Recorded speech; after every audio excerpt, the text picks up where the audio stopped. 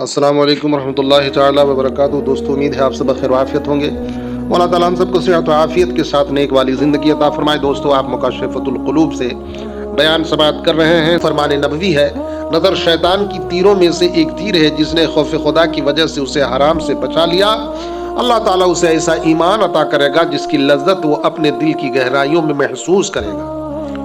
حکمہ کا قول ہے، جس نے اپنی نگاہ کو آوارہ چھوڑ دیا اس نے بے انتہا شرمندگی اٹھائی۔ یہ آزاد نگاہی انسان کو بے نقاب کر دیتی ہے، اسے ذلیل و خوار کرتی ہے اور جہنم میں طویل مدت تک رہنے کو اس پر واجب کر دیتی ہے۔ اپنی نظر کی حفاظت کر، اگر تو نے اسے آوارہ چھوڑ دیا تو برائیوں میں گر جائے گا، اور اگر تو نے اس پر قابو پا لیا تو تمام اعضاء بدن تیرے مطیع ہو جائیں گے۔ افلاطون سے پوچھا گیا کہ دل کے لیے زیادہ نقصان پہنچانے والی چیز کان ہے یا آنکھ؟ اس نے کہا، یہ دونوں دل کے لیے پرندے کے دو پروں کے طرح ہیں، وہ انہی کی قوت سے اڑتا ہے۔ جب ان میں سے کوئی پر ٹوٹ جاتا ہے تو وہ اڑنے میں بہت دشواری محسوس کرتا ہے۔ حضرت محمد بن زو کا قول ہے کہ اللہ تعالیٰ نے ہر ذی عقل کے لیے یہ سزا رکھ دی ہے کہ وہ ہر اس چیز کے دیکھنے پر مجبور ہوتا ہے جس سے وہ نفرت کرتا ہے۔ ایک زاہد نے کسی شخص کو دیکھا، وہ ایک لڑکے سے ہنسی مذاق کر رہا تھا۔ زاہد نے اسے کہا کہ اے عقل کے اندھے، تجھے کرامن کاتبین اور محافظ فرشتوں سے بھی شرم نہیں آتی جو تیرے اعمال لکھ کر انہیں محفوظ کرتے جا رہے ہیں اور تیری ان برائیوں کے گواہ بن رہے ہیں، اور تیری ایسی پوشیدہ برائیوں سے واقفیت حاصل کر رہے ہیں جن کو تو لوگوں کے سامنے کرنے سے گھبراتا ہے۔ حضرت علی رضی اللہ تعالی عنہ کا فرمان ہے کہ آنکھیں شیطان کا جال ہے۔ آنکھ سریع الاثر عضو ہے اور بہت ہی جلد شکست کھا جاتا ہے۔ جس کسی نے اپنے اعضائے بدن کو اللہ تعالیٰ کی عبادت میں استعمال کیا، اس کی امید برائی، اور جس نے اپنے اعضائے بدن کو خواہشات کے پیچھے لگا دیا، اس کے اعمال باطل ہو گئے۔ حضرت عبداللہ بن مبارک رحمۃ اللہ تعالی علیہ نے کہا ہے، ایمان کی حقیقت رسولوں کی لائی ہوئی کتابوں کی تصدیق کو کہا جاتا ہے۔ جو قرآن کی تصدیق کرتا ہے، اس کے احکامات پر عمل کرتا ہے، اسے جہنم سے نجات مل گئی۔ جو حرام کرتا چیزوں سے کنارہ کش ہوا، وہ توبہ پر مائل ہوا۔ جس نے رزق حلال کھایا وہ متقی بن گیا۔ جس نے فرائض کو انجام دیا اس کا اسلام مکمل ہو گیا۔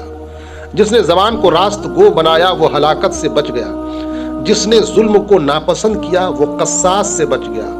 جس نے سنن کو ادا کیا، سنتوں کو ادا کیا، اس کے اعمال پاکیزہ ہو گئے، اور جس نے خلوص سے اللہ کی عبادت کی اس کے اعمال مقبول ہو گئے۔ سبحان اللہ۔ حضرت ابو درداء رضی اللہ تعالیٰ عنہ سے مروی ہے، انہوں نے حضور صلی اللہ علیہ وسلم سے عرض کیا، مجھے وصیت فرمائیے۔ آپ نے فرمایا، پاکیزہ ہنر اختیار کر، نیک عمل کر، اللہ تعالیٰ سے ہر دن کا رزق طلب کرتا رہ، اور اپنے آپ کو مردوں میں شمار کر۔ اور ہر انسان کے لیے ضروری ہے کہ وہ اپنے نیک اعمال پر نہ اترائے، کیونکہ یہ اعمال کے لیے ایک عظیم ہلاکت ہے۔ ایسا آدمی عمل کر کے اللہ تعالیٰ پر احسان دھرتا ہے، حالانکہ اسے یہ علم نہیں ہوتا کہ اس کا عمل مقبول ہوا یا نہیں۔ ایسے گناہ جن کے بعد ندامت اور پشیمانی ہو، اس عبادت سے اچھے ہیں جس میں تکبر اور ریا شامل ہو۔ فرمان الہی ہے، وَبَدَا لَهُم مِّنَ اللَّهِ مَا لَمْ يَكُونُوا يَحْتَسِبُونَ۔ بعض مفسرین کا قول ہے کہ اس آیت کا مطلب یہ ہے کہ وہ نیک عمل کر کے اترایا کرتے تھے، آخرت میں ان کی وہ نیکیاں برائیوں کی شکل میں ظاہر ہوں گی۔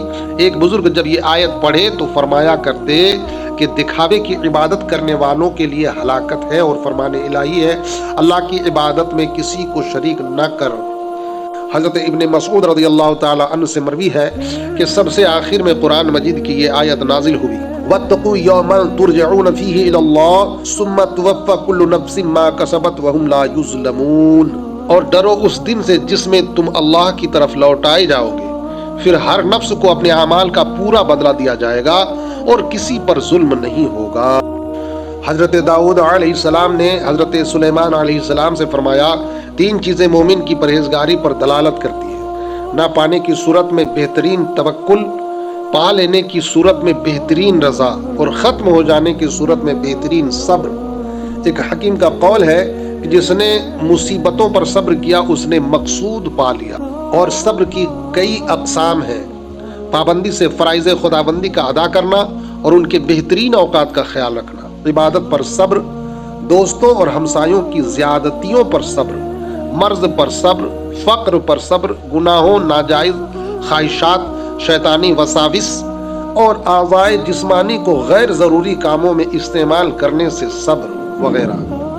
مولا تعالیٰ سے دعا ہے مولا تعالیٰ ان ساری باتوں میں جو اچھی باتیں ہیں، نیک باتیں ہیں، ان باتوں پر ہمیں عمل کی توفیق عطا فرمائے، برے اعمال و افعال سے بچائے۔ مولا آپ سب کو دنیا و آخرت کی تمام تر بھلائیاں نصیب کرے۔ مولا ہم سب کو ظالموں، حاسدوں، مکاروں، دھوکے بازوں، چوروں، زناکاروں، شراب خوروں، چگل خوروں، بد نظروں سے محفوظ رکھے، بالخصوص شیطان کے شر سے محفوظ رکھے۔ میرے ویڈیوز دیکھنے سننے کے لیے تہہ دل سے شکریہ، جزاک اللہ۔ میرے ساتھ جڑے رہیں، مولا تعالی ہم سب کا حامی و ناصر ہو۔ انشاءاللہ حیات باقی رہی تو پھر ایک نئی ویڈیو کے ساتھ حاضر آؤں گا۔ اس طرح کی دینی اور اچھی ویڈیوز بر وقت پانے کے لیے مجھے فیس بک، انسٹاگرام اور ٹیلی گرام میں فالو کریں۔ میرے یوٹیوب چینل روحانی غذا کو سبسکرائب کریں، بیل آئیکن آل پر پریس کریں۔ خدا حافظ، فی امان اللہ۔ السلام علیکم ورحمۃ اللہ تعالی وبرکاتہ۔